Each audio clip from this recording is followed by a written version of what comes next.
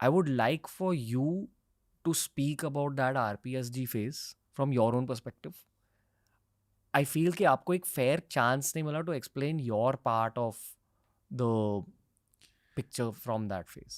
देखिए वो चीज़ तो आई गई हो गई, पर जो भी हुआ विद वेरी क्लियर डायलॉग हुआ, And you have a relationship with MS Dhoni even today. A very close and a very warm relationship.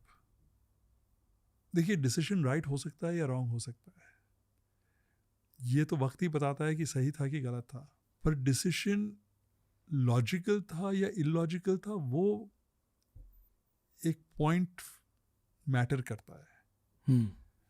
तो आपने डिसीजन क्यों लिया, so that is the perspective.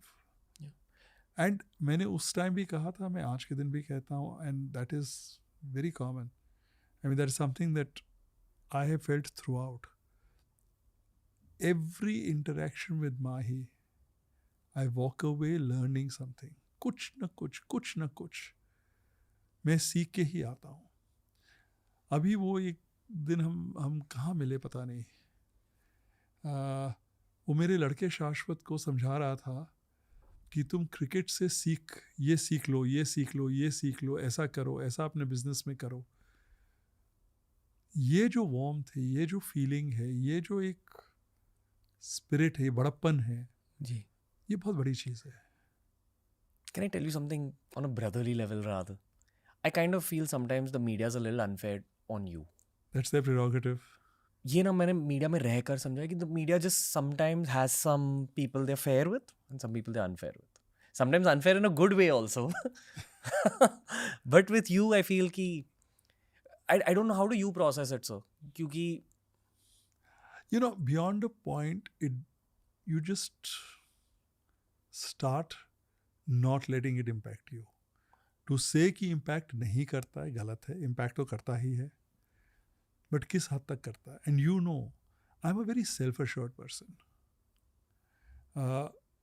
I know in my own heart whether my decision is sincere or not. on some level पापा भी guide कर रहे हैं. 100%. और सिंसियरिटी जहाँ होती है ना, तो वहाँ पे फिर वो कॉन्फिडेंस भी रहता है कि डिसीजन ठीक है, और कोई कुछ भी बोले आगे पीछे सच बाहर आएगा ही आएगा. Knowing you, knowing MS Dhoni, the way all of India knows, I'm sure you guys had a very meticulous, intricate, nice conversation, which ended perhaps even in a healthy manner. But the media jumps to conclusions about emotion. You see, अब वो किसने वो किया, वो MS ने तो नहीं. He has not spoken a word. Yeah. And will not. Yeah. And it's a private relationship. It's a communication that was between two individuals, and two individuals came to a conclusion. Yeah. And that was that. That's what team sport is.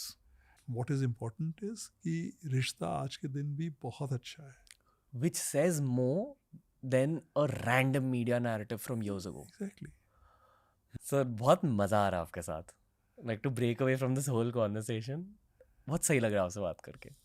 I'm enjoying it. Are you getting bored कि मैं आज सिर्फ आपको अपने sports side के बारे में पूछ रहा हूँ? नहीं. You I'm enjoy enjoying it. Okay. क्योंकि आई फील कि ये इन्हीं बातों में से ना साइकोलॉजी रिवील होती है किसी की, एंड इसलिए लोग भी पॉडकास्ट सुनते हैं. सो देखिए, मैं तो आपके पॉडकास्ट का बिलीव यू मी, मैं मुझे मेरे ग्रैंडसन ने बताया कि नाना you should watch Beer biceps. अच्छा, मैंने कहा ये बियर बाइसेप्स है क्या? तो he said no you have to, there is a lot of learning from that. वाह. उसके नेक्स्ट डे मैं मोदी जी का वो प्रोग्राम देख रहा था जी.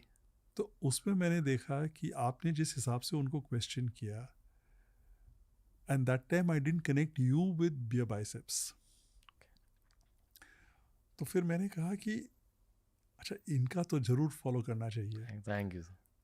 And then I connected that you were bear biceps. अच्छा, आई एम ग्लैड.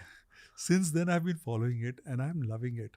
मेरे वीकेंड में I spent quite a bit of time going through your podcasts. Thank you sir, means a lot.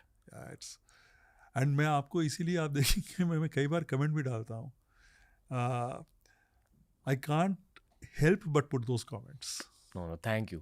आपकी और मेरी बातें इंस्टा डीएम पे होती है which I find crazy but I find cool. आप काफ़ी एक्टिवली इंस्टाग्राम यूज़ करते हो.